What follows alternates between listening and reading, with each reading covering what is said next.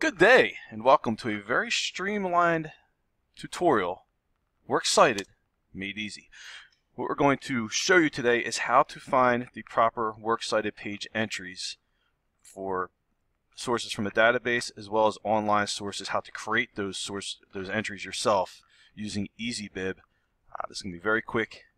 There is another tutorial that models how to develop the Works Cited page that if you need a little more assistance, it'll be uploaded with a link in Google Classroom that you can access and watch as well.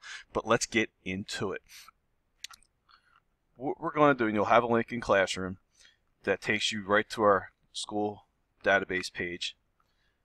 And the two I'm going to suggest for this paper and research would be the periodicals EBSCOhost, the academic search, and current event, controversial issues, point of view. So again, it's academic, point of view. Those are the two you'd want to use. I've already loaded. I'm researching, should student college athletes be paid? Keep in mind, I'm just doing a very quick search. If it was me doing this paper, I'd probably find a reason and then try to do some research on that reason to support my claim. But just for the sake of time, so I found this article, Playoff Success Renews Debate, Pay Athletes. So I click on it. Alright, I can get the whole article right here.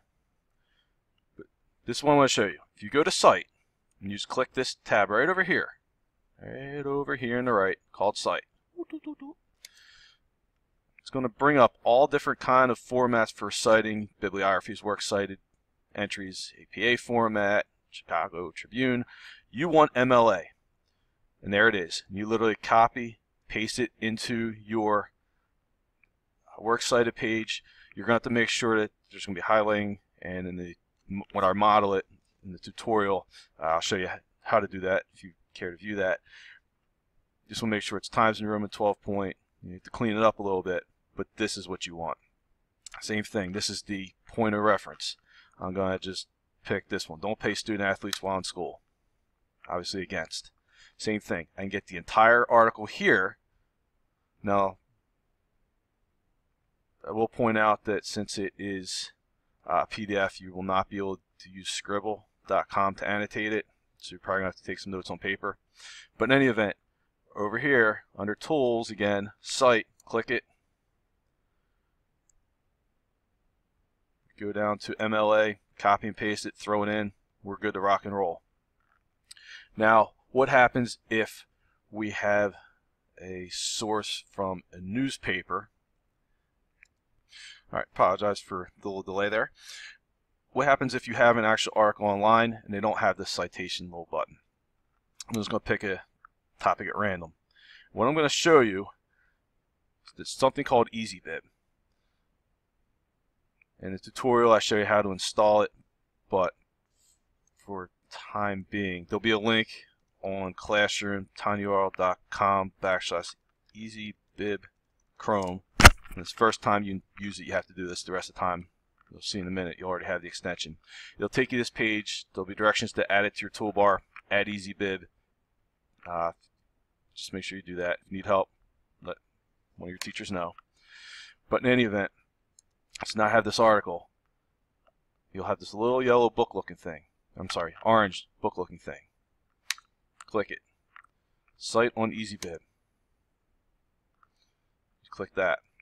And then what you have to do is just make sure that all these are filled in. So we have content on the website. The title, our web filters school too restricted. We have that. Contributors. This does not have the author's name. So you actually have to go in and put it in. So we're going to put in Catherine, the middle name, last name, Schulten. You can add more. If there were two authors, you would add both. We have the website title, which is the Learning Network, the sponsor, New York Times, the URL, which as long as there's an author and a title, you're not going to put the URL. So just leave it no, but automatically loaded it. Electronically published. This is the date that's published. So we can see it's September 27th, 2011. So we're going to put day 27, September 2011, the date accessed, You want to make sure you have today's date, because if 2 months from now we read your paper and want to see what's going on, you can say, oh, well, it's been updated after they accessed it. Maybe that's why there's a little bit of a discrepancy. Once you have all that in, you make sure everything's in there, create citation. View your bibliography.